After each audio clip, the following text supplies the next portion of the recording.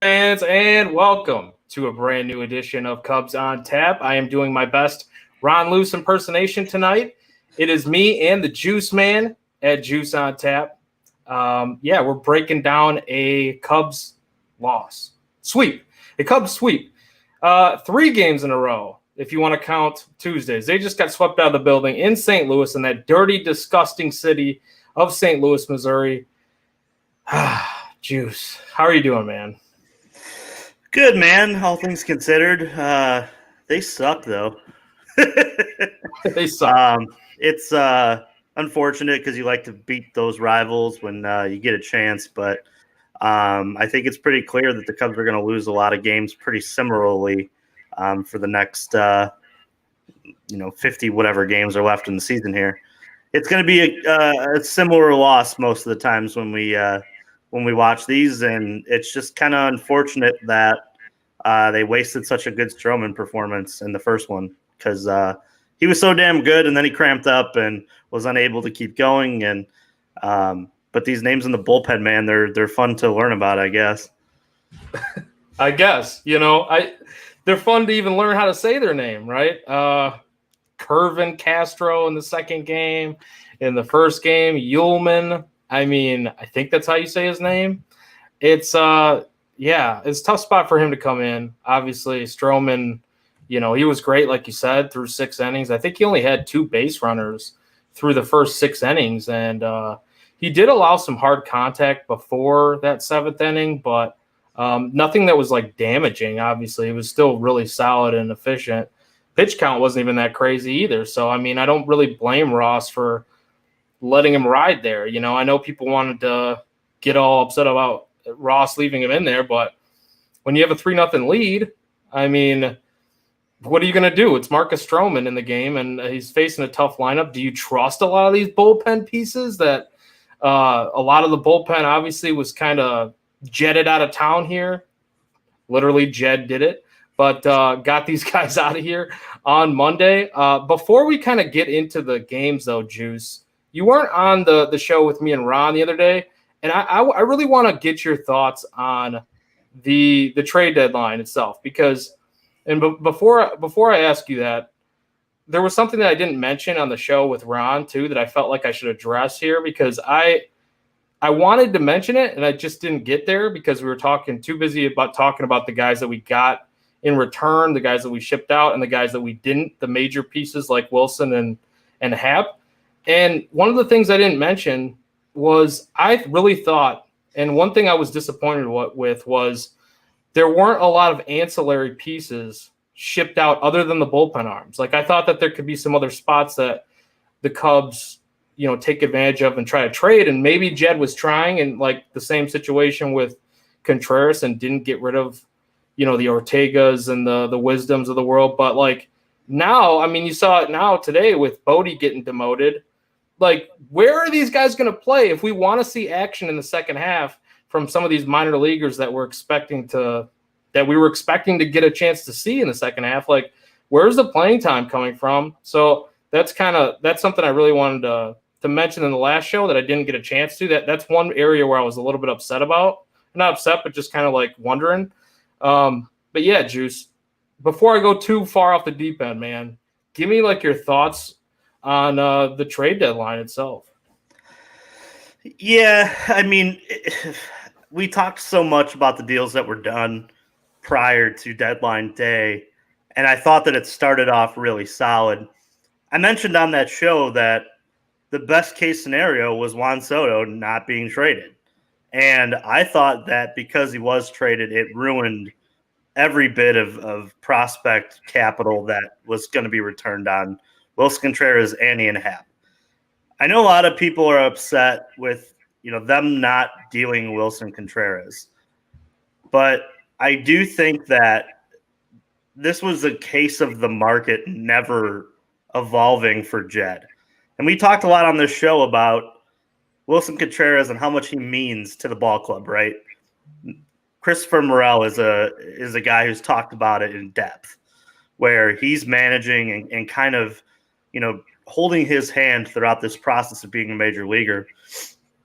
Now, none of this is going to show up in prospect capital, right? you're never going to see a Wilson Contreras prospect minus obviously at the end of this, they can send him the qualifying offer and he can turn that down or take it. And it's another year Wilson Contreras at probably between, I think it's 16 and 18 million for his qualifier. And if he rejects it, they get a comp pick, which would be between the 60th and I think like the 90th pick. Don't quote me on that, but I think that's the general area that's in.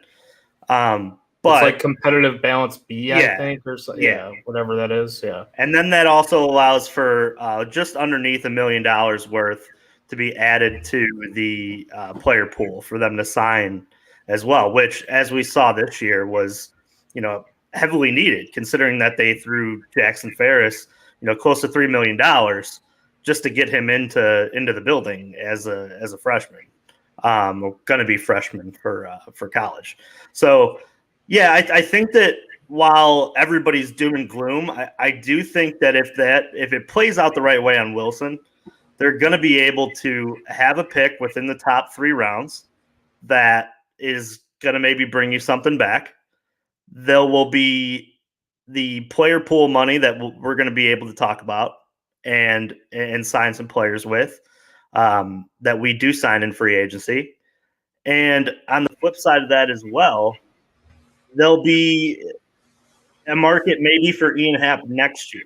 There's a lot of things that kind of put this into perspective, one of which is I do think that the Cubs believe really largely in their outfield prospect depth because they didn't go out and add any to that, and they actually floated Ian Happ out there for anybody to make an offer. And they brought back a lot of pitching. So that was kind of what the focus was, continue on that little run of pitching that they were bringing back. But I do think that if they aren't good again next year, which who knows, they may go out and spend some money and make some noise. It's a possibility. But with that said, I think that letting Ian Happ's market develop a little bit more may be beneficial. He'd be a great trade candidate for the winter meetings, right? It'd be an early full year worth, and you already know he's got a foot out the door at a very reasonable salary, and they'll have a full year to lock him up, whichever team wants to take on Ian Happ as their outfielder. I'll say this: I don't know much about the returns that they got. I haven't gone down that rabbit hole yet of trying to, but it does seem like they've prioritized guys who throw hard. And I think that's a major plus because for so long they didn't target that very much at all in the system. They really targeted guys who threw kind of soft tossers, who threw strikes. And we talked about, the 2021 season being like a case study in terms of everybody else had these hard throwing right and left-handers. The Cubs kind of had some put the ball in play contact pitchers that, tried to keep you off balance. And that was a dumpster fire type of season from the starting rotation. So I think that they've kind of realized they needed to pivot on that pretty quick. You don't want to relive the Zach Davies days? No, absolutely not. And I don't think that anybody who listens to this show wants to either. But all things considered, I agree with you wholeheartedly. I think that the biggest miss of the trade deadline was not trading Wilson Contreras or Ian Happ. I think it's not finding somebody to take on guys like Patrick Wisdom or Rafael Furcal, Rafael Ortega. I take him in his prime. Yeah, right. And Swindell. Those are the guys that I think have run their course here. And I'm just so surprised on Wisdom. Wisdom's the one that I just, out of all of them, did not get. I can understand there's no market for Ortega. I can understand if there's no market for Frank. But, Wisdom has played himself into a 20 home run season already. And bats like that coming off the bench or, in your DH spot, they don't hurt you. And I don't understand why in the DH type of league that we have now that he wasn't, floated out there and given, the chance to play on a team maybe that's contending, or he's an extra at bat at the end of the game. There's not as much as that anymore now that you're not substituting pitchers in and out and there's no pitcher spot. But, it's still valuable to have a deep bench when, you never know what's going to happen in terms of injuries in the second half. And a guy like that who can semi-play around the diamond, he could play third and first, and that's kind of a positive in terms of what he can bring to your ball club. But yeah, you're absolutely right. The fact of all of it is that they missed a huge opportunity to kind of move some of these pieces that are roadblocking a lot of their prospects. And I think because of that, we're not going to get the full look at, Jed said this morning, at Brennan Davis or, some of those guys in AAA this year. I really don't think we're going to – maybe Mervis gets a call up because he's hitting so well. But there's just so many guys that are in that infield. It's kind of packed. So I don't think that we're going to get much of a call up for the September. I think there'll be some of them, some of the guys that, are the tweener 4A type guys that we've seen, come up and down for the rest of the season. But I think that they're going to give, guys another full off season of saving their arms. So I don't think we'll see a lot of pitchers. I think that they'll value that rest and they'll value that time in the pitch lab, as we've talked about in depth, on this show. But yeah, man, I agree with you. I think that I listened to a little bit of your guys' show last night, and you guys hit on a lot of great points in terms of what they, were bringing back in prospects and, what the miss on not dealing Willie and Ian. But I do think that while a lot of teams or a lot of fans today were upset about that and kind of still, getting through the hangover of not trading, both of those guys, I think that it does put into perspective at least maybe a third road that we didn't see so far. Yeah, and I mean, Jack here in the comments agrees with you. I don't get how how Wisdom wasn't traded, and he also says, why is Ortega batting leadoff? Schwindel, Ortega, Simmons need to be gone. I mean, like there's a lot of underlying things to this whole deadline, right? Like you said it. I mean, there's it's worse than just like not trading Contreras, who everybody didn't want him traded. There were so many people who didn't want him traded, and all of a sudden when he's not traded, everybody's like, oh, it's a colossal failure. Like pick a fucking lane, in my opinion, like number one. But number two, it's like you can kind of see how that makes sense if they don't, you're not getting the value that you wanted and all that. So, and even for like Ortega and those guys, they're probably going to be DFA guys. It's they pretty much run their course here. Schwindel, those guys. Like Wisdom, you're walking into 2023, if barring a trade or something, with probably Wisdom on this roster, because the power element, he provides that to your team, even though he strikes out a lot. Like the Cubs are still going to need that next year and on the cheap, right? So I just think like you said, his value was in a position where you could have got something for him. And I'm a little bit more upset with that because I'd rather extend Willie if we can than keep Wisdom on like a cheap contract when he's just plugging a spot. Like his role, even with his power, his bat's not elite enough. And he hit a home run today too. But like his bat's just not elite enough to be like, well, he's locked in even on the cheap. Like he's just not one of those guys to me or to you, or like we've had these conversations all the time. And I don't know, like if you're going to get rid of a Scott Efros on the cheap on a controllable contract who's been playing really well, it's kind of like along those lines, right? With a Patrick Wisdom who's in his 30s. Like it just makes sense. So I don't know. I mean, there was a lot to kind of digest from that whole trade deadline. And all in all, like I think that Jed did a good job, like we were talking about the other night with what he did. What he did was, I think, a good job. But like there were some areas where we're looking at it and we're like, man, like how's Clint Frazier going to get a time to play, or Narciso Crook, or like, not saying those guys even really matter, but like, where are they going to come? Like, when are they going to come up and who's going to leave? And then you still have Simmons rehabbing. Like, when's he going to be DFA'd? And, it's just like Bodie instead gets optioned because we have to see what we have in Madrigal. And like, it's just craziness right now. And it's funny, you keep bringing up these names, and I start kind of adding together guys that you're going to have to protect on the 40-man for the Rule 5, because there is a lot of guys that, if you go through that list, are going to be Rule 5 eligible. I think a lot of the guys that you named are just going to be cap casualties in terms of roster spots on the 40-man. I mean, it would not surprise me if they were to let Wisdom go because they need a 40-man spot on the 40-man roster. Because if you go through that list that are Rule 5, I mean, there's a good chance that they're having to pull guys like Braylon Marquez off because he is Rule 5 eligible. So, and that's a guy that you don't know much about because he's been hurt, but it is times that he's pitched healthy. He's been a guy that you want to get a second look at once all the pieces are put back together with his health. You don't just let that walk out the front door of a guy who's left-handed and throws 101. You just don't do that. So a lot of these guys, you're not going to want to pull off of that 40-man, but you're going to have to find guys to pull off of the 40-man. It's going to be interesting. I think there are going to be a lot of cap casualties in terms of the 40-man.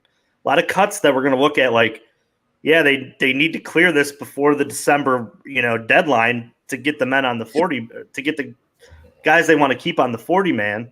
And it's going to be interesting to see because I think that creates yet another problem, which is then you kind of limit your free agency roster spots that you could bring in that are going to take up your 40-man as well.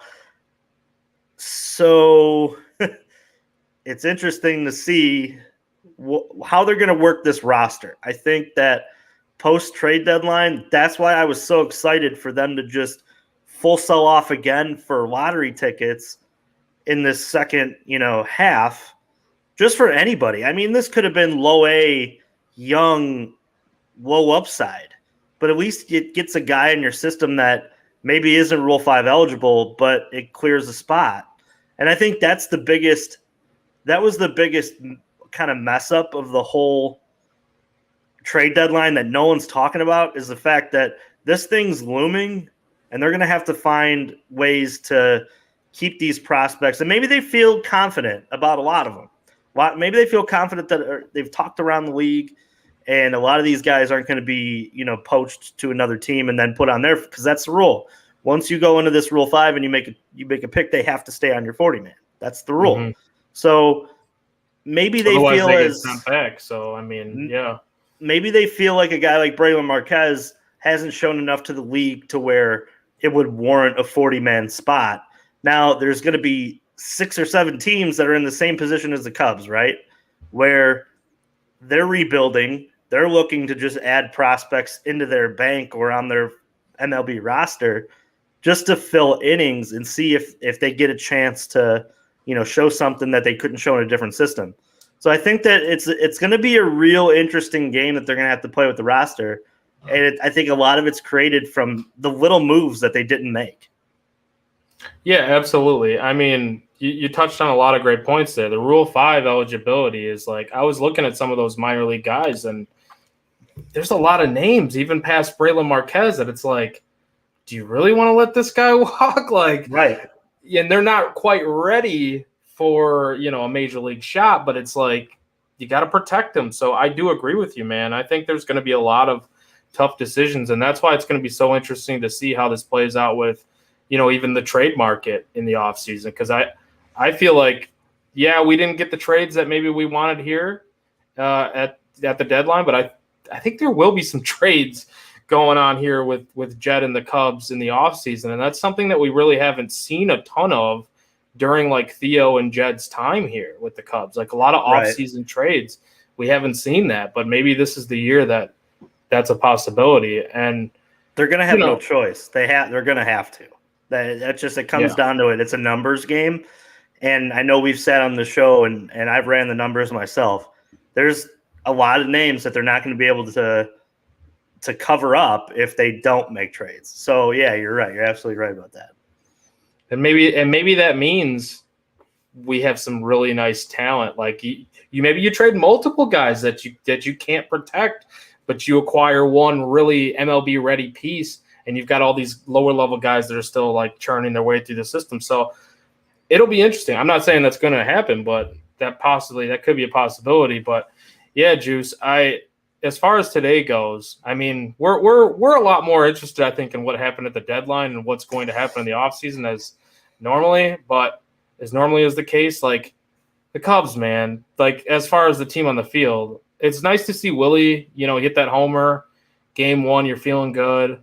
You got Stroman out there on the mound, who another quality start, like we mentioned, until the 7th inning, where he kind of, the wheels fell off a little bit there. The bullpen obviously blew it. They lost walk-off fashion, 4-3 to the Cardinals in Game 1.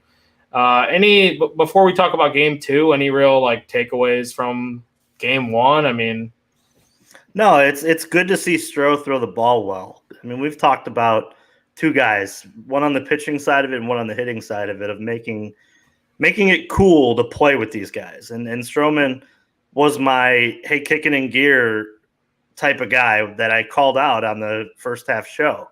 The first half roundup, I said, dude, be healthy and show that you could pitch.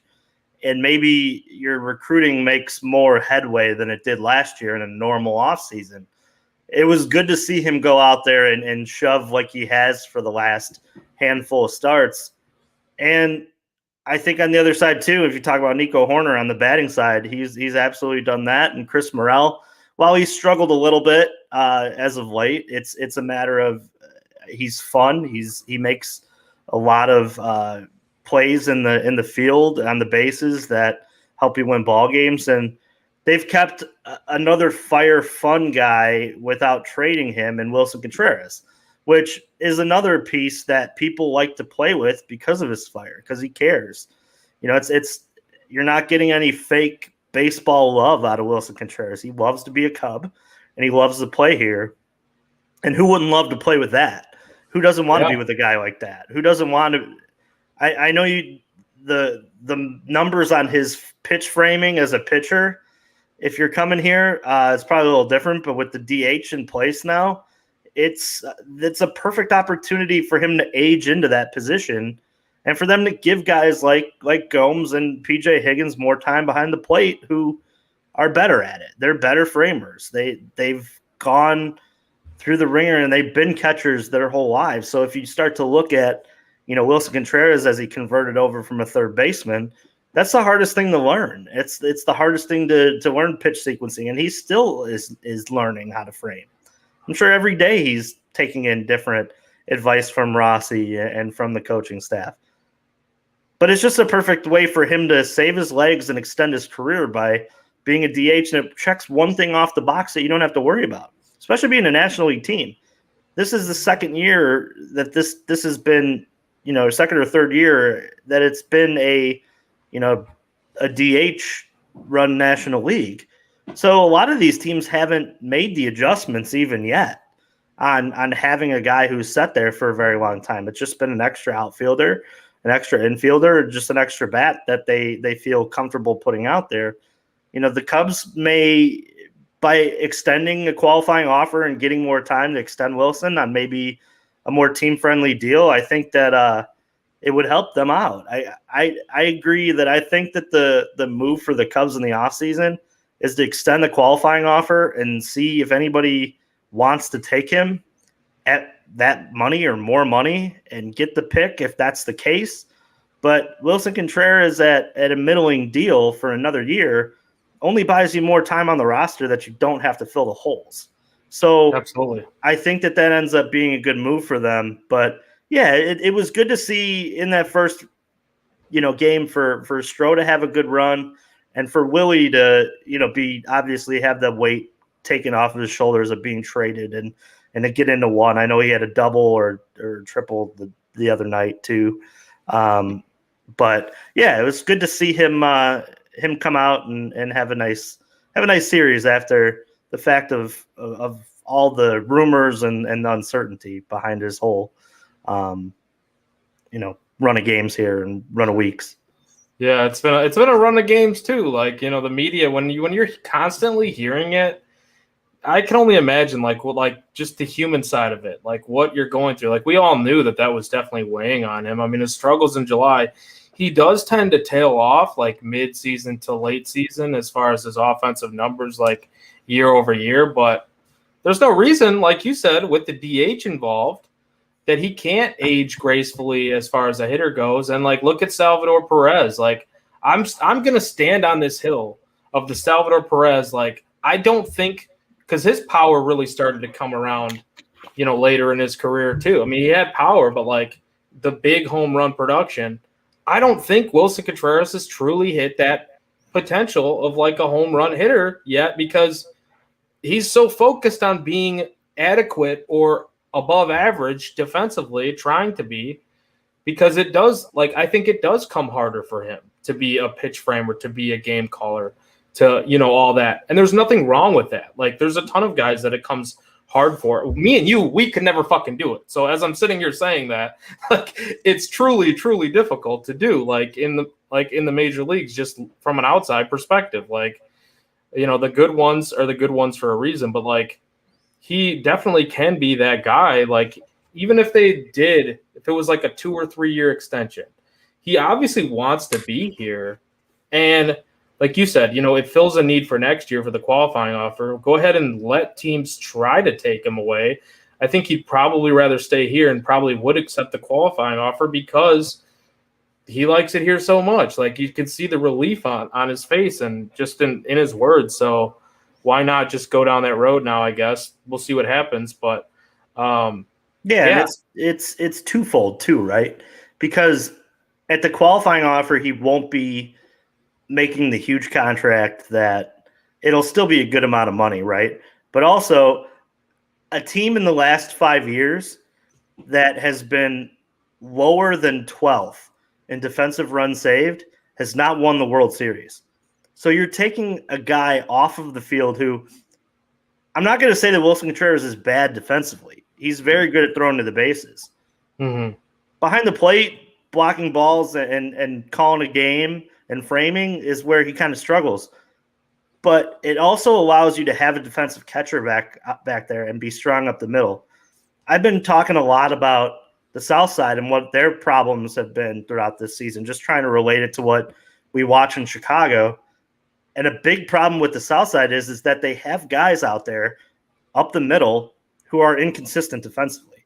You talk about Tim Anderson at short, who has never been a good defender. Yasmani Grandal is very much deteriorating as he gets, further and further along in his career. And Luis Robert has not been good in center since he's been sick, hurt, whatever he is right now. And if you look at those corner spots, they're very, very shaky. It's guys playing out of position. Or it's Eloy Jimenez, who should be a DH, and he's in left field. So the Cubs, by putting Wilson at a DH spot, take him off the field. They allow for a defensive catcher to be on the roster, and they move that number up from, I think right now they're at 22nd in the league in defensive runs saved. Now they can get in that top 10 because it's an amazing stat that nobody outside of the top 12 in the whole league has won the World Series. And if you look back at those World Series winners, most of the time those teams finish in the top 3. I mean, the Dodgers every year are in the top 3 or 4 in defensive runs saved. Look how good the Cubs were when they won it defensively. Yes. Yes. So it's two things, right? It's twofold. It's get good starting pitching, which they're working on. They've drafted a lot of it. And it's also find guys who pick up the ball and throw to first and don't beat themselves. And you'll win a lot of baseball games by doing the smart things like that.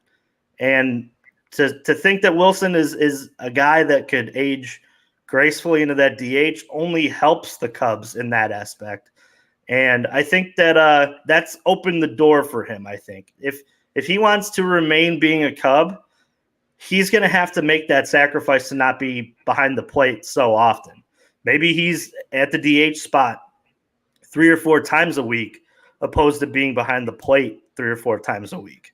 And I think he'll be thankful for that. Maybe he plays a little bit more left field like we've seen him do if he wants to get out there in the field. Or maybe even first. Yeah. And that's kind of where we don't even have a first baseman technically like nailed down right now. So I would rather have him in left, considering the fact that, the defensive run save number, your first baseman very much helps out with that in terms of picking bad throws and throwing to the bases as well. But I can see it. It would be easy for him to pick up that skill as a catcher because he is already, good with picking balls out of the dirt in terms of starting pitchers and things like that. But yeah, no, absolutely. I think that this opens, like I said, this opens up a lot of different windows for the Cubs to look at and say, how do I get myself in position to contend again and be strong in all four aspects of the game? Defensively, on the bases, at the plate, and running the bases.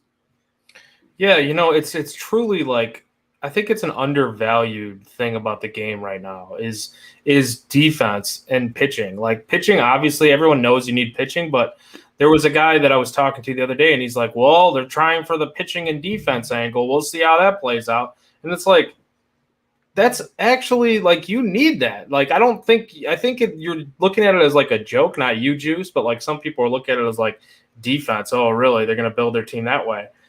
You need that to be a good team, though, too. Like, it can't just all be all mashers. Look at the Philadelphia Phillies this season. How many games have they been costed because their defense is absolutely horrid?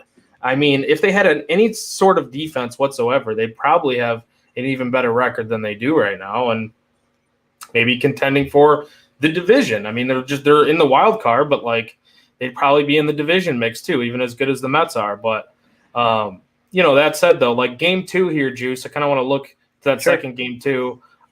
Sean Newcomb got the start, which was kind of surprising to me. I know he was doing really well with AAA, but I really thought Justin Steele was going to start one of these 2 games today. But, I guess they pushed him back. They wanted to keep it more. I don't know. I don't really know. I didn't even hear the reasoning behind that. I guess that might be out there, but I have to go and look.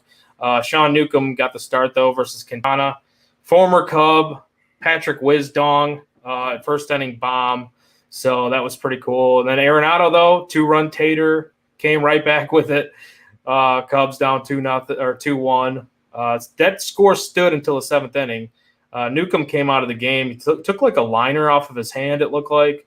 They mentioned a possible blister too, but regardless, he only went 3 innings, 5 hits, 2 runs, both earned, no walks, 1 K. And then Leiter Jr. and Michael Rucker came in and pitched 3 scoreless innings. So they were pretty solid, but man, top of the 7th, that's where bottom of the 7th, things kind of really got out of hand.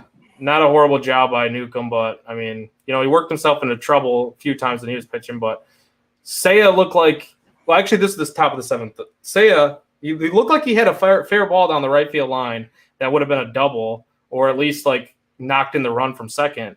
And then that didn't happen, which it wasn't reviewable. Ross was a little bit pissed off about that. Just looked like the ball went right over the first base bag, and it, they called it foul. So whatever. What are you going to do about that? Nico, he stayed out of the double play. 102 mile per hour pitch on the inside, which jammed him up, but he still stayed out of the double play. And then, a run scored, and then Nico stole second, and then to keep the double play from going. So the movement, though, on Nico, like his movement back and forth on second base, it looked like it really threw off DeYoung on a play too, a ground ball, and he double clutched, threw it not in time. So then that was when the tying run scored from third base. But man, I mean, Arenado's just too damn good at third base. He makes a play there, tags the runner out, tags Nico out, and then throws out Schwindel for a double play not long after that. So bottom of the 7th, you're looking at a 2-2 game. And then Kervin Castro, one of the new cats, came in there. He's got some good stuff, man. Like, I was really looking into him a little bit. I like the vertical break on his curveball, and he's got some cut to his fastball and everything, but welcome to the Cubs. Welcome to the Cubs-Cardinals rivalry. Arenado got to him right there with a breaking ball that got too much of the plate. So, man, and then it just kind of went downhill from there, man. Morel had a great catch late in center field, but, yeah, couldn't get the job done. You had Matt Dermody pitching in his first game with the Cubs since 2020. He only pitched 1 game since 2017 in the major league level until tonight. So what are you going to do, man? Any thoughts, takeaways on the second game tonight? Yeah, woof, right? I mean, you watch some of those names come out, and you're like, from the major league line, who the are these guys? But no, they're gonna lose a lot of games. I said it early on the show. They're gonna lose a lot of games like that now. It's just a matter of the strongest part for a lot of the season was shipped out, right? You shipped out a lot of bullpen help and a lot of guys that you count on for prospects, and that's the double-edged sword with the rebuild, right? They're going to lose a lot of baseball games, which isn't necessarily a bad thing. I'm hoping for all like 5-3 losses from here on out. If you're a Cub fan, be competitive, be in it, and have your moments. If you're Chris Morel and Nico Horner and some of these guys, and it'd be nice if Nick Madrigal would would put some big boy pants on and do something. Did you I have to cut you off. Did you hear when I forget, I don't know if it was JD that said it. Oh, he took a shot to right field. He really ripped that one. And I'm like thinking to myself, like, dude, he couldn't even get it over the right fielder, and it looked like he got air under, or got like, if that's his shot, I'm like, I'm not talking shit about Madrigal. I know he was doing well at AAA and whatever, but like, yeah, big boy pants, right? Like, do something more than just the line drives. Eventually aren't going to cut it though. Like, you need to do a little bit more than just the line drive slap hitting. Yeah, I mean, my thoughts on him. He's very much of a placeholder until someone else can figure out a spot there. Wouldn't surprise me if they move on from him very quickly. He just doesn't stay healthy. He doesn't do a lot to help you. I mean, realistically, man, go through what he is as a player. He doesn't drive in runs for power. He maybe will hit 300 on a good year. He doesn't drive in a lot of runs. He's not very fast, and he's a horrible base runner. And defensively, he's not a good second baseman. He's really not good defensively. It's a problem. When that trade did happen with Kimbrel, I said I like the Cody Hoyer side of it a lot more than I liked the return with Nick Madrigal. And I think that he ends up almost being like a guy who's blocking hey, I would love to see more Morel at second base. I would love to see more Morel at third base. It's kind of what we were talking about on the deals that you didn't make. I would not have been upset if they moved Nick Madrigal with a positional need for, maybe in that Michael Givens deal, you throw in him and you get back maybe a second prospect who isn't as close. I just don't see how Nick Madrigal fits the rebuild. I don't either. Future. Like, and I know maybe in the time at the time of the deal, I'm sure Jed was like, I need help at these positions because I can't really rely on Nico Horner in contact. Yeah, and I think Nico kind of factored into it a lot too. Him being injured in back-to-back seasons and them just trying to stack more. But I don't understand the future for him. I know they have to play him because he's young, a former third pick in the draft or second. I don't even know what he was. He wasn't worth where he got drafted. Let's be honest here. I don't see his path with this team because in a perfect world, you're signing a third baseman with power in the next year and a half or 2 years, and you're playing Christopher Morel at second base, right? Or you're bringing in a shortstop and you're kicking Nico over to second because there's a Carlos Correa or a Turner or a Bogarts. You know what I mean? Like, I don't see where he carves out playing time. And if he ends up just being a guy like David Bodie who fills in and comes off your bench, yeah, I guess that's fine. You really didn't give up too much to get him. But is it really a bat that you really want in the lineup? Like, in any sort of regular time? I don't think so. I mean, he just ends up being. You can't say he is. No, and I think the biggest thing too is he just doesn't stay healthy either. Like, if he were out there and playing every day and doing things, to help you win, it would be like, okay, I can look past the fact that he can't hit the ball past, short right field. But the fact of it is that he doesn't really fit what they do. And he doesn't, in the biggest part of it, I don't think he fits Wrigley Field either. Like if you look at like the dimensions, I don't think Nick Madrigal is a guy who can thrive. He needs a big outfield. That is exactly, yeah. Like he needs like Coors Field size outfield to have balls fall in front of outfielders. But at Wrigley, as you know, you can play in and go back on every ball because and he's barely going to burn you deep. Like right, the wells are short. The only thing that he's going to beat you is down the line. But how often does that happen in a baseball game? So I look at his player profile and I'm just like, man, like I don't understand the fit. I never did. I didn't understand why he was the second guy in the trade. But with that said, all things, because it just sucks because, to build on that second game, the Cubs were very much in the ball game, and then they bring in names that we're going to laugh about. You know what I mean? Like realistically, like it's going to be. Kervin Castro got listed as like, what was he, the 29th prospect when he came over? He got like moved to that part.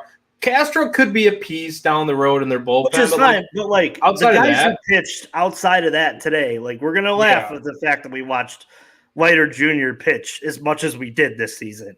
We're gonna laugh at the 3 innings that Nuke. Yeah, like those are the names that you just look up at we'll Google when they're good again and go, hey, remember that guy? Like, and we'll laugh.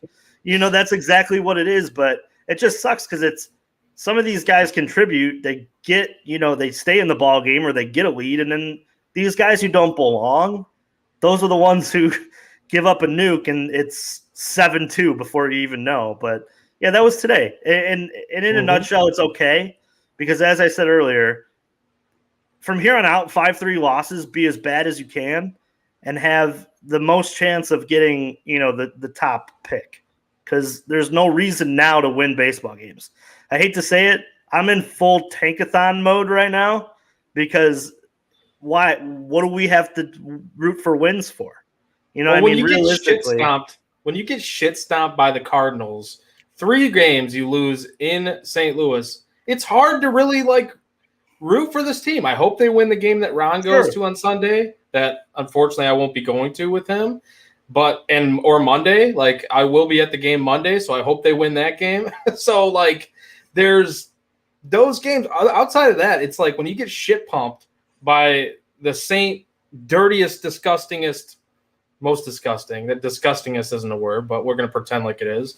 Cardinals team that like what else are you? These are the games that we're getting up for right now, right? Like we want to beat that team because we know we're not in it. So it's like now I'm kind of with you. Just go for a draft pick. And like Madrigal too, like back to your original point, Madrigal, I don't see it long-term on this team either. I understand the contact part of his game that Jed might have been going for there and like filling a hole at second base. But it's like, dude, he's now he's going to be blocking Morel possibly at second base.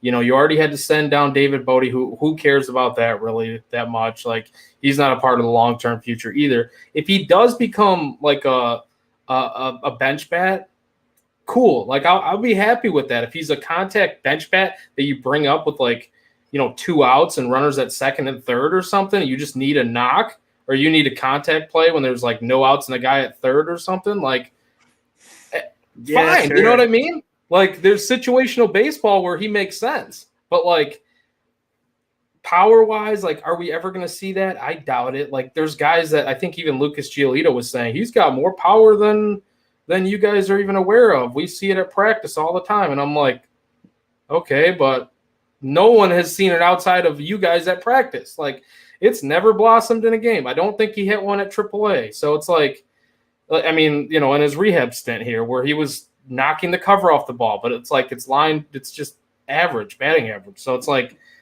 you don't necessarily need that, but then when you factor in all the other elements to it, he's not a very good second baseman. Maybe a little bit better than like sucks, but like he's not a very good he's better than Villar. That's about it. But like, he can he's not like terribly fast. So it's like, what? I don't know, man. There's a lot of questions that need to be answered. And you can't use him as a defensive replacement at the end of the game either, because he's just not good defensively. Yeah, I hate losing to the Cardinals. The only thing that made this one bearable for me is the fact that when you look at the standings, the race for the number 1 pick is on. That's that's exactly what this is. So it's like the Cubs are it's win-win. If they win, it's great. We'll celebrate the fact that they won. If they lose, they really win. You know, that's kind of where it's at right now, which isn't a good spot to be if you're a fan of the team who isn't looking big picture. I know there's a lot of guys who are like, man, they're going to really suck, lose 100 games, and teams are going to be or fans are going to be unhappy about that. But no shit, but they're going to be unhappy if they don't make the playoffs too. So it's like, but that's the thing. Like, if you're not making the playoffs and your fate is set, you might as well be as bad as you can be, because rock bottom, it can only go up from there. And I truly trust this front office to hit a home run on the pick that is towards the top next year, because there's a lot of good talent that we talked about. But no, it just hurts to lose to the Cardinals so many times in a row, right? I mean, that's just I like to play spoiler with them. Anybody else, I can bear winning the division, but I don't want them to take this division. Even the Brewers is better than. I don't care. Like they're like little brothers, you know. Like the Cardinals are just bitter, utter rivals. Like the Brewers are, they're in division, but that's like little brother, you know. Like whatever, dude. You're not really shit. Wrigley North, and we used to kick the shit out of them all the time before they got the starting rotation that they got. The Cardinals have been just a thorn in our sides forever. And that's how it's always going to be. And that's the relationship we kind of have with St. Louis, right? The fact that they are very much small town older brother. They have more accolades next to their name. Obviously, the Cub fans travel better and you know, bring more fandom to the league. But at the end of the day, if you want to compare franchises, the Cardinals have been a thorn in everybody's side, and everybody still talks about Cardinal voodoo magic that, you know, you just don't understand. And I mean, it's just like a New Orleans vibe to it, some fucking weird, you know. Yeah, man. Like, I don't know if they got like Clark the Cub like in a little bear form and they're poking needles in it, man. But whatever they've done ever since the Cubs have won the World Series, it's worked, and I don't really like it. That's just my 2 cents on it. But yeah, it sucks to lose 2 today. But hey, at the end of the day, they kind of win. They kind of win 2 as well. If you're looking big picture. Yeah, I mean, that's the only thing that we can kind of get up for at this point, as sad as it is. But it's true, man. Like, they do kind of win big picture wise. And, you know, I just hope that, and I do feel like a guy like Madrigal, he's going to get the time here in the last 2 months to play. So it's like, you know, as shitty as, like, we might be like completely, I don't want to completely write him off. I'm not saying that, but we're going to see him for these last 2 months. And so, hey, if that helps us lose right now, if he plays himself out of a job, you know, I hate to say that, but that's what happens, right? Like that could very well happen where he doesn't get a shot to start next season because, like you said, Xander, Trey Turner, these guys come in. And I do think that there is still optimism around this team. Like your Christopher Morels, your Nico Horners, you know, Jack was mentioning the guys that we just want to see improve. You know, we want to see Nico, Suzuki, Keegan, Steele, these guys improve.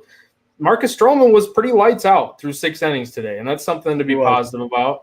And he's still here. We didn't trade him at the deadline. The Cubs didn't make a move there, so he's going to be here next year. So that's one piece that you can feel pretty good about going into the rotation for 2023. But, Juice, I mean, obviously it sucks that we lost these 3 games in St. Louis, 2 of them today. Sucks when you lose 2 in one day. But any kind of like final thoughts on this just Cardinal series, I guess, as a whole? I'll just continue to say fuck the Cardinals, and that's my 2 cents. I love it, man. Let's look ahead. Let's look ahead to the Miami Marlins series at Wrigley, 3-game set starting tomorrow. All the games for this series are a 1:20 start. Ron will be in attendance, as I mentioned earlier, on Sunday. I will be in attendance for the Nationals game starting on Monday. or the National Series, the game on Monday. Justin Steele pitching on Friday versus Edward Cabrera. Drew Smiley versus Pablo Lopez on Saturday. And then Adrian Sampson versus Jesus Luzardo, who I thought, if Steele was going to pitch today, I thought that would be kind of moved up a little bit, and then Keegan would get that Sunday start. But not the case. Juice, any initial thoughts on this next series as we look ahead to the Marlins at Wrigley? Sorry, choking. Yeah, just hoping to see good starts out of Justin Steele. I hope the Marlins are choking Sorry, like buddy. that. I hope they start choking that on Friday. Yeah. Right. I mean, I think this is going to be a good test too against these pitchers, right? You got some good young pitchers here with Cabrera, Pablo Lopez, obviously, who was tossed around in the trade deadline.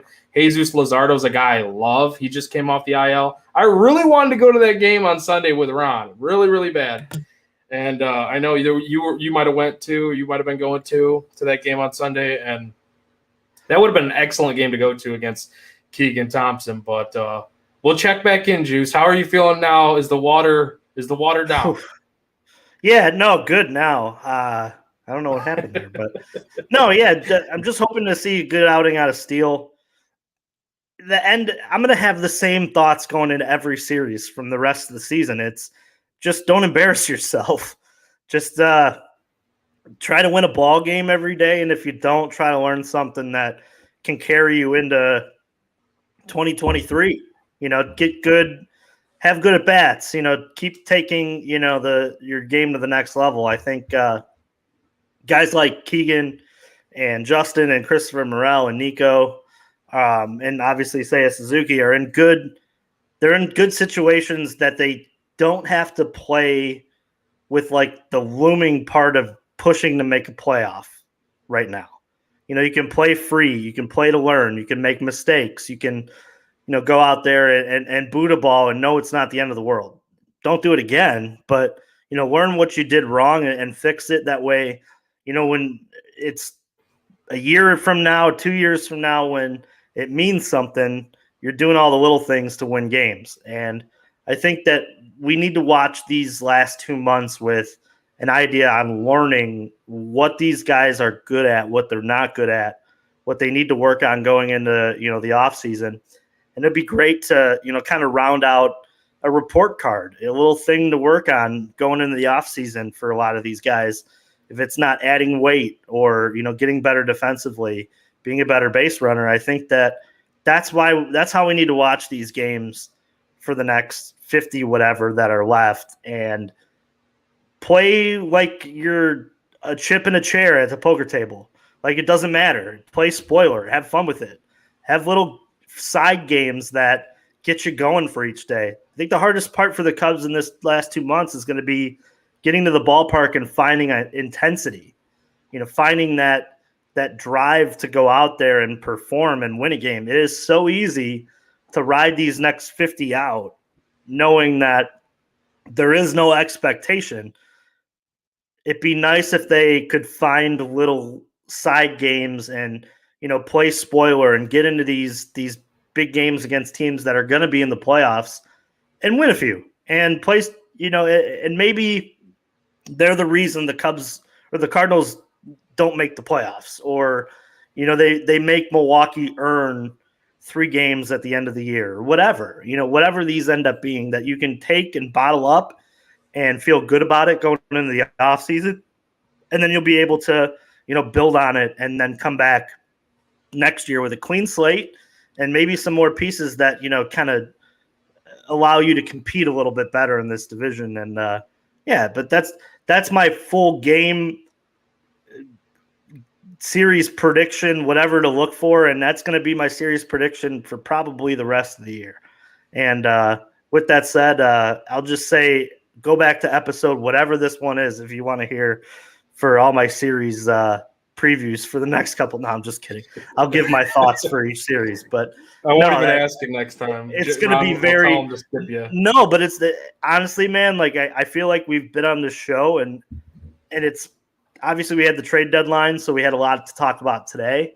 But this next 2 months is going to be pulling teeth to find storylines, to find things that matter. It's going to be 30 minutes of talking about that one Christopher Morel play for maybe a while on this show. I fucking hate that. I know. And that's okay, though. That's okay. Like, those are the fun times where we can get excited and be optimistic about the future. A lot more optimistic than maybe some people are who have large radio stations that go back and forth. Oh, shots. But I saw was your all over that interactions today. Yeah, I saw your interactions, but that's okay. Hey, the greatest thing about baseball is nobody knows what the hell they're talking about, and nobody is ever right. So there's going to be 7 different ways to take what the Cubs are doing and what they're not doing right over the course of this offseason and over the course of this next year of rebuild, too, that we're going to probably see. But with that said, I think that it's fun to listen to different opinions, and it's nice to have those differences, because at the end of the day, there is no one right way to build a baseball team, and there is no one right process, and everybody looks at a player in different microscopes than we do, and we've disagreed on players all the time. We just disagreed on one. You're not writing off Madrigal. I think the Cubs should trade Madrigal for a box of balls tomorrow, and I wouldn't care about it. But yeah, I that's think what it's I love, though. But that's baseball, and that's what's fun about this game, because no one is ever right. And the minute that you think you got a beat on it, the game changes on you, and it means something totally different. Who would have ever thought that today's baseball would be 3 outcome? It'd be, walk, strikeout, home run. That's exactly what we've watched over the course of the last 5 years. And you know what's going to happen in 3 or 4 years? It's going to change again. And it's going to be a different, style of baseball that's being played. For the longest time, everybody was so small ball, Aussie ball, whatever they were calling it on the South Side, right? That was fun, and now nobody bunts anymore. So it's so interesting to have these conversations, because, like I said, there is no right way to do it. And now they hate La Russa, who's Mr. Small Ball. Right. There was. So it's kind of funny. It's baseball is makes no sense, and we'll continue to enjoy it. I want to end my kind of portion of the show and give you your chance to have your final thoughts. But rest in peace to Vin Scully, the sound of summer. I think that I didn't get my chance to talk about that on yesterday's show. I know you guys probably touched on it. But yeah, the sound of summer to me, the guy who in a lot of ways made me want to do this, to get on a microphone and talk about baseball, because a lot of my childhood was, games of the week or catching a Dodgers game that was, I was able to pick up with the satellite. And absolutely. Vin Scully, rest in peace. Absolutely will miss hearing his voice when he dropped in, every once in a while, but his voice will live in baseball infamy. He is a legend of the game. And I absolutely thank him for some great memories in my life. Absolutely, man. That's the best way that we could have possibly went out on this episode, because I think that, we found out literally when we were on the show last night, me and Ron, or, it just came through, and I'm like, what? I didn't see that. I'm like, and he's like, no, I just saw it as well. And, I had a chance to listen to one of those radio stations you were talking about there, that, with my mentions today, that I enjoyed all those interactions, by the way. I'm not the guy that I might come off a certain way on social media, but I'm the guy that actually likes the interaction, because I like the change of opinion. I like the difference in opinion, even if it's complete shit in my opinion. I like it. I want to hear your side of the story. So that's why sometimes I stir the pot a little bit, right? Because I do want to hear that side. But Vin Scully, we mentioned the south side of town a few times. I was listening to the radio, and Steve Stone was talking about how he drove an extra distance to when Vin Scully needed a ride. And he drove extra. He went out of his way to make sure he took a slower route just so he could hear stories from Vin Scully and get to talk to Vin Scully. So that to me is incredible. That's how much that he meant to the game, and know how much he meant to people, and just they love listening to the man. And I'm right there with you, man. Like, I would turn on Dodger games just to listen to Vin Scully. I didn't give a shit about the Dodgers. I still don't give a shit about the Dodgers, but it was Vin Scully. It was like perfect way to put it. The voice of summer. Just he could literally tell you any type of story, and just listening to his voice and the way that he said it, it just made it that much better. So no one can do it like him, and he's an absolute legend. Yeah, man. As far as like this goes, I mean, my final thoughts for the Cubs tonight. Sucks you lost 3 games. It sucks you lost 2 games tonight. But that's baseball. Like, you know, like you said, we're going to have difference of opinion on certain players. We're going to have difference of opinion on the right way to build a team, roster construction. I've had multiple arguments on social media, which I wouldn't even call them arguments. They're just disagreements. I disagree with a lot of shit. But like at the end of the day, we all want one thing. We want the Cubs to start winning baseball games. We want the Cubs to win a World Series again, like they did in 2016. We want the golden era of Cubs baseball to come back and return to Chicago. So it doesn't matter at this point until they do that. I mean, what's the point there at the end of this year? They're not going anywhere. They are just playing these games for developmental purposes. And I hope that we do get to see some more development here. And we look ahead to, you know, the Miami Marlins series. Be nice if they could win some games, because I feel like they're already in the mix there as far as even losing games goes. Like they're going to finish with one of the worst records in baseball regardless and get a top lottery ticket. So it's like, I feel like maybe this will help them play looser now that like guys like Contreras are back and Happ is back. We've already seen it a little bit with Contreras. So yeah, man, that's kind of my final thoughts as far as even going into the series. But Juice, we'll get Ron's pick. We'll probably get Tyler's pick as well. Who's your fly the W pick for this Marlins series? I'll go with Wilson Contreras. They're at home. He's going to be hyped and ready to show off that he's still here. Excited probably to show off some skills. I'm going to go with Wilson Contreras. I love it, man. I love it. I don't think that Happ is quite awoken yet since the deadline. I'm going to go with Ian Happ. I think he wakes back up here in this Marlins series. You're going to face some righties, and he's a switch hitter facing Luzardo, and he's had some success from the right side this season. And Luzardo being a lefty, very good lefty. I'll go with Ian Happ for my fly the W pick. We'll get Ron's pick. We'll get Teddy at Teddy Freddy 270, I believe, on social media, and then Ron at Loose on Tap. Juice is at Juice on Tap. I'm at Joey Knows Nothing. We are Cubbies on Tap at Cubbies on Tap, CUBBIES, on Tap, on Twitter, on social media, ontapsportsnet.com. Go ahead and check out all your Chicago sports needs. Bulls, Bears, Blackhawks, Cubs, even the Sox. We do gambling, we do golf, all that stuff. Articles, podcasts, you name it, we've got it. Chicago Sportsnet. On tapsportsnet.com, we got Chicago sports needs. Go ahead and check out what's on tap in Chicago sports. Juice, I'm getting better at this. You are killing it. Feeling good about this. I feel good about this episode. Matt Sajak Jr. over here. Ron, I'm learning from the best from Ron. Damn Juice, right. What do you say we get out of here? The only way we know how, especially when the Cubs drop 3 games to the Cardinals. God damn it. Still, fuck the Cardinals. And let's go Cubbies.